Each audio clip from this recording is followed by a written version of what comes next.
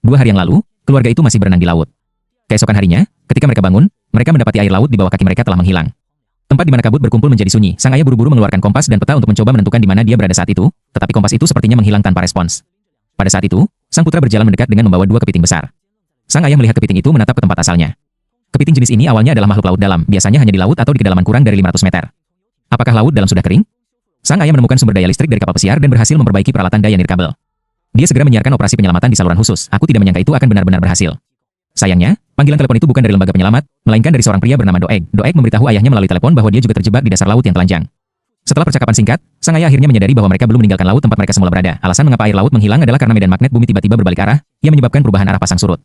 Sejumlah besar air laut tertarik ke tempat lain. Anjing itu juga memberitahu mereka bahwa menurut kecepatan pergerakan pasang surut saat ini, air laut akan kembali ke daerah asalnya setelah 7 hari. Jadi sekarang mereka harus mencari tempat dengan ketinggian yang lebih tinggi. Namun, karena jaraknya lebih dari 500 km dari pantai terdekat, mustahil untuk mencapainya dalam 7 hari. Dan hanya ada 200 km dari kapal selam tempat telur anjing itu berada, dan telur anjing itu terluka. Yang dibutuhkan hanyalah ibu dari perawat untuk menyelamatkan majikannya, jadi seluruh keluarga mulai bersiap untuk pergi ke lokasi telur anjing itu. Tepat ketika mereka sedang merapikan perlengkapan, sesosok tiba-tiba muncul di kejauhan. Sang ayah menduga bahwa pria itu mungkin adalah seorang penyintas dari kapal di dekatnya. Mungkin dia sedang mencari pertolongan, jadi dia memberinya sebotol air. Tanpa diduga, setelah pria itu meminum air tersebut, wajahnya tiba-tiba menjadi sangat jelek. Kemudian dia menyerang ayahnya secara langsung dan melihat suaminya diserang. Ibunya bergegas mendekat, tetapi pria itu tidak memberi ibunya kesempatan untuk menghentikannya. Dia mengambil pistol di tanah dan menikam ayahnya secara langsung. Dia berbalik dan ingin melarikan diri, tetapi pria itu melemparkan pistol dan melukai bahu ibunya. Dia bergegas kembali ke kapal pesiar dan mengunci pintu. Biarkan kedua anak itu bersembunyi di dalam kotak. Ia menemukan pisau buah untuk melindungi diri. Tak lama kemudian, pria itu menutup pintu dan mulai mencari jejak ibunya di kapal pesiar. Ia menengok ke setiap sudut, tetapi tidak dapat menemukan ibunya. Tidak diketahui apakah sang ibu sudah berhasil keluar dari lubang besar di kapal pesiar itu dan mencoba menyelinap mendekati pria di belakangnya. Anjing pria itu tiba-tiba berlari keluar dan menyerang ibu tersebut. Untungnya, ibu itu bereaksi cepat dan membunuh anjing itu dengan belati. Setelah mendengar tangisan anjing itu, pria itu segera keluar untuk memeriksa keadaan, tetapi hanya menemukan anjing yang sudah mati. Saat itu, sang ibu sudah siap untuk menyelinap kembali dari ruang pengemudi. Namun, pria itu tiba-tiba menjatuhkannya dan mencekik lehernya hingga hampir membunuhnya. Tepat ketika sang ibu hampir mati lemas, putrinya yang bersembunyi di dalam lemari tiba-tiba bangkit dan mengacungkan pistol di tangannya. Sang putri menembakkan peluru sinyal ke arah pria itu. Pria itu tewas terbakar akibat suhu yang sangat tinggi.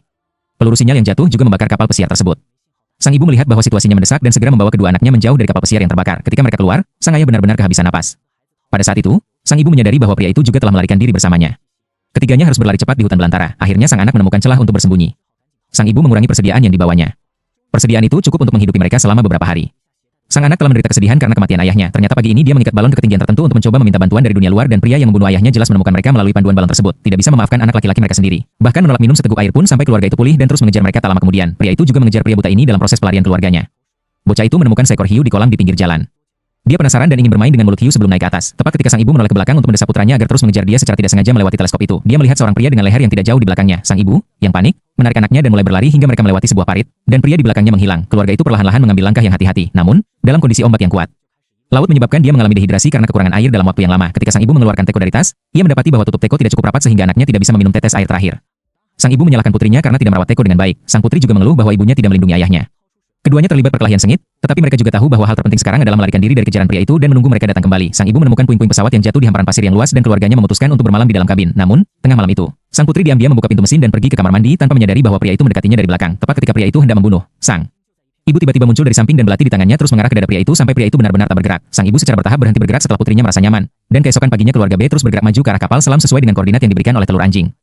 Anak laki-laki itu tiba-tiba menemukan sebuah tangki air, namun di balik bujukan sang ibu anak laki-laki itu merasa haus hingga titik tertentu, benamkan kepalanya di dalam tangki air dan minum air hingga sang ibu buru-buru menarik rambutnya untuk menghentikan perilakunya dan itu karena alasan inilah tidak lama kemudian, anak laki-laki itu mulai merasa tidak enak badan. Hal itu mungkin disebabkan oleh air di dalam tangki air. Oleh karena itu, ibu dan anak perempuan itu hanya bisa melibatkan anak laki-laki tersebut pergi ke pantai yang penuh sampah dan menumpuk sampah di dekatnya menjadi tempat berlindung sederhana. Sang ibu menyuntikkan obat antiinflamasi yang dibawanya ke tubuh anaknya. Saat anak laki-laki itu tidur, keluarga B siap tidur di pasir ini. Namun di tengah malam sang ibu tiba-tiba terbangun karena suara. Dia dengan cepat melihat sekeliling. Tampaknya ada benda hitam besar di pantai yang jauh di sana. Itu datang dengan cepat ke arah mereka. Meskipun jaraknya terlalu jauh, sang ibu tidak bisa melihat apa itu.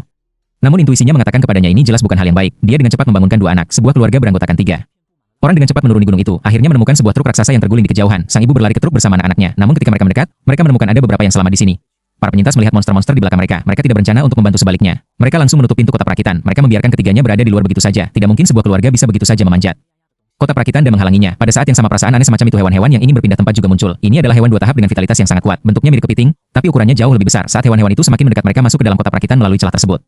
Dan ibu yang bersembunyi di atas kotak perakitan melarikan diri adalah sebuah keberhasilan. Setelah semua hewan ini pergi, keluarga B dengan hati-hati turun dari kota perakitan. Pada saat itu, langit tertutup pasir. Keluarga B bersembunyi di dalam kota perakitan. Sang ibu meminta anaknya untuk mengambil peluru dari senapan, dan bubuk mesiu di dalamnya. Benda itu jatuh tepat di luka tempat kepiting itu dipotong. Dengan bantuan korek api, sang ibu berhasil menyembuhkan luka tersebut dan terus menanganinya. Saat cuaca kembali normal, mereka mengumpulkan banyak persediaan yang harus disimpan di sini. Pada saat yang sama, saya menemukan tim kamera saya Berhasil menghubungi telur anjing di dalam kapal selam. Dari mulut anjing sang ibu mengetahui bahwa kepiting ini disebut kepiting laba-laba. Ini adalah sekelompok hewan. Mereka biasanya hidup di parit laut dalam. Saat air laut surut mereka tidak terseret oleh air laut. Telur anjing itu mendesak induknya untuk segera datang. Karena perubahan medan magnet mempengaruhi pasang surut, air laut mungkin lebih mudah berubah-ubah daripada yang diperkirakan. Peluru itu menembakkan senjata sinyal untuk memandu mereka. Sang ibu tidak berani menunda ajak anak-anak berpetualang lagi setelah seharian menarik mereka akhirnya tiba di area tempat telur anjing itu berada, kapal selam.